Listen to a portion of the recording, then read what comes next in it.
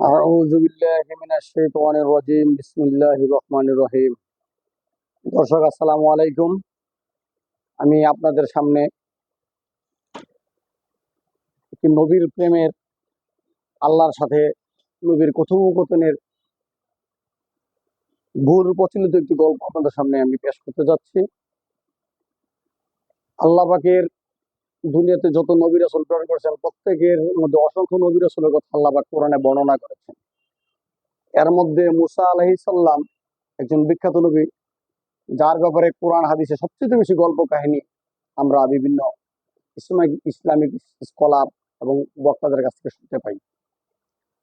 আল্লাহ পাক মুসা আলাইহিস সালামকে কালিমুল্লাহ উপাধি দিয়েছিলেন। এখন আমাদের বোঝার কথা, কালিমুল্লাহ কি? কালিমুল্লাহ শব্দের অর্থ হলো যিনি আল্লাহর সাথে কথা বলেছেন। মুসা আলাইহিস সালাম পৃথিবীতে আল্লাহর সাথে কথা বলতেন, যখন ইচ্ছা হইতো আল্লাহর হুকুমে, আল্লাহর আদেশে তিনি আল্লাহর সাথে কথা বলতেন। এর জন্য তাকে কালিমুল্লাহ উপাধিতে ভূষিত করা হয়েছিল। কালিমুল্লাহ উনি যিনি আল্লাহর সাথে কথা বলেছেন। যারা আল্লাহর সাথে কথা বলেন নাই তাদেরকে কালিমুল্লাহ বলা হয় না। একবার মুসা আলাইহিস সালাম আল্লাহর সাথে কথা বলার জন্য তুর পাহাড়ে যাচ্ছিলেন। পথিমধ্যে একজন আবেদের সাথে দেখা হলো। আবেদ মুসা আলাইহিস সালামকে বলল, এই মুসা, তুমি কোথায় যাচ্ছ? মুসা বললেন, আমি আমার রবের সাথে কথা বলতে যাচ্ছি। তখন আবেদের ইচ্ছা হলো, মুসা আলাইহিস সালামকে ইচ্ছা পোষণ করলো, বললো, তুমি তোমার রবকে জিজ্ঞেস করো, আমি জান্নাতে যাব না জাহান্নামে যাব। তারপর মুসা আলাইহিস সালাম আবেদের কথা শুনে এগোতে লাগলেন। পথিমধ্যে আরেক পাগলের সাথে সাক্ষাৎ হলো। তখন পাগল জিজ্ঞেস, এই মুসা, তুমি কোথায় যাচ্ছ? বললে, আমি আমার রবের সাথে কথা বলতে যাচ্ছি।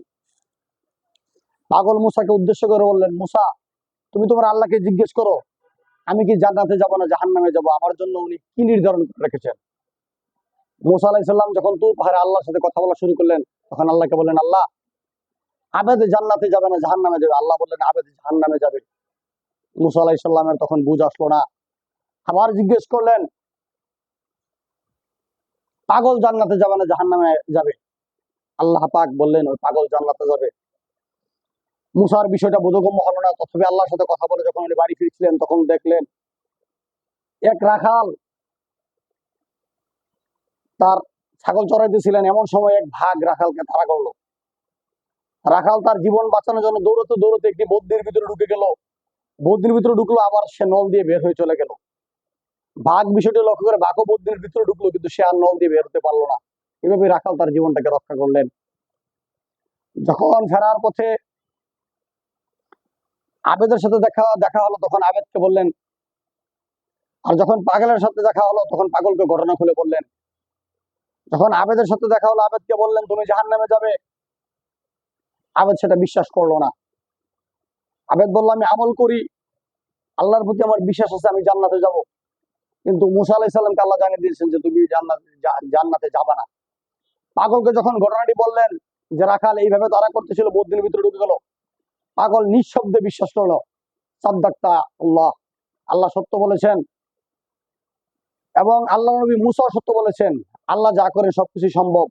আল্লাহ চাইলে রাজত্ব দিতে পারেন, রাজত্ব ছিনিয়ে নিতে পারেন। আবার আল্লাহ চাইলে আমার মতো পাগলকে জান্নাত দিতে পারেন, জাহান্নামে দিতে পারেন।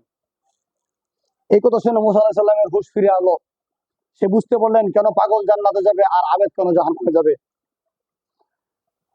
পাগল জান্নাতে যাওয়ার অর্থ এই যে পাগল মুসার কথা, নবীর কথা কোনো সংশয় না করে একাগ্র চিত্রে মনের গভীর থেকে বিশ্বাস করে ফেললেন। আর অন্যদিকে আবেদ এটা বিশ্বাস করলেন যেটা কোনোভাবেই সম্ভব নয়। বদ্রির ভিতরে কিভাবে মানুষ ঢুকে নল দিয়ে বের হয়ে গেল, আমার বাঘ ঢুকে কিভাবে বের হয়ে গেল। এ থেকে প্রতীয়মান হয় যে আল্লাহর প্রতি বিশ্বাস রাখলে আর আল্লাহ চাইলে সবকিছুই সম্ভব। এইভাবে আমাদেরকে অনেক ইসলামিক স্কলাররা টাকা দিয়ে, আমরা লক্ষ লক্ষ টাকা দিয়ে বক্তারা নিই, তাদের কাছ থেকে মিষ্টি মুখরোচক গল্প শুনি যে মুসা আলাইহিস সালামের সাথে এইভাবেই আবেদের, রাখালের এবং পাগলের কথাবার্তা হয়েছিল। দর্শক, আমি যে কথাগুলো বললাম বোঝানোর জন্য বললাম, এই কথাটি সম্পূর্ণ ভ্রান্ত এবং মিথ্যা এবং ধারণা। যে কথাটা বিশ্বাস করলে ইমান থাকবে না।